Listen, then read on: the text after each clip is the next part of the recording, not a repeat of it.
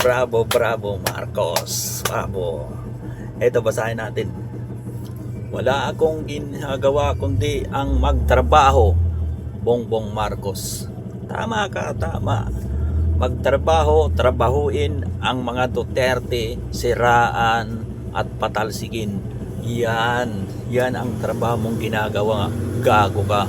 Totoo ka dyan. Wala kang ibang ginagawa kundi magtrabaho. Magtrabahuin ang Duterte, trabahong magganon. Diba?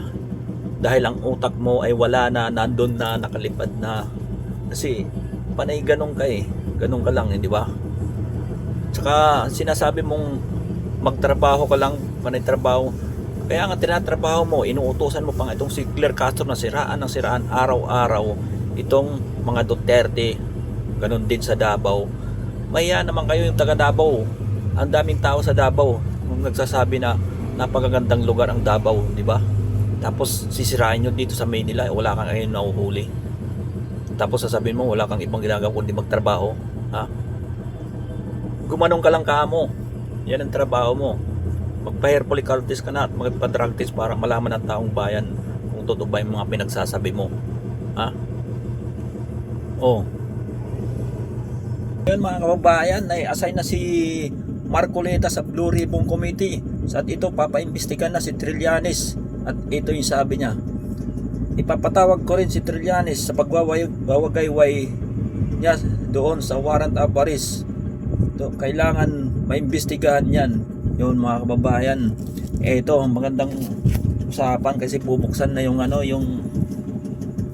Blue Ribbon Committee ni Senador Marcoleta.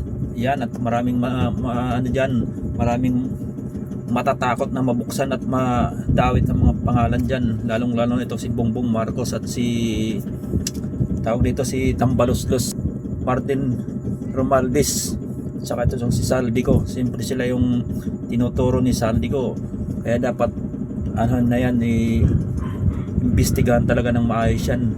At siyempre alam mo nandiyan pa rin si Trillanes, dahil itong si Trillanes maipal eh. Kasi parating kahit wala na siyang katungkulan sa kahit saang ahensya, nandiyan pa rin siya nagsisiga-sigaan. Malamang utos yan ni Bongbong Marcos. At ito naman si Bongbong Marcos, yung yung speech niya kanina ay nagmamaang-maangan na wala daw siyang aatakihin na kahit anong ahensya o kahit anong kalaban sa politika. Ulul, bugok. Talaga naman sinungaling mo, bodol kang hayop ka. Talaga namang addict, nandito na yung kakasinghot mo ng pulburo na tawas na puti, nandito na sa utak mo, kaya nagmumaang-maangang ka lang, piling inosente kang buha ka ng ama mo. Ayan na naman tayo, Claire Castro, bumanat ka na naman, bagsak na nga yung amo eh. Ayon kay Castro, Marcos Jr. hindi umano nababahala sa makasaysayang pagbagsak ng kanyang SWA's Net Satisfaction Survey Rating. Tanga ka pala talaga namang addict yan wala talagang pakialam dyan sa mga Pilipino, lalong lalo na sa mga OFW, di ba?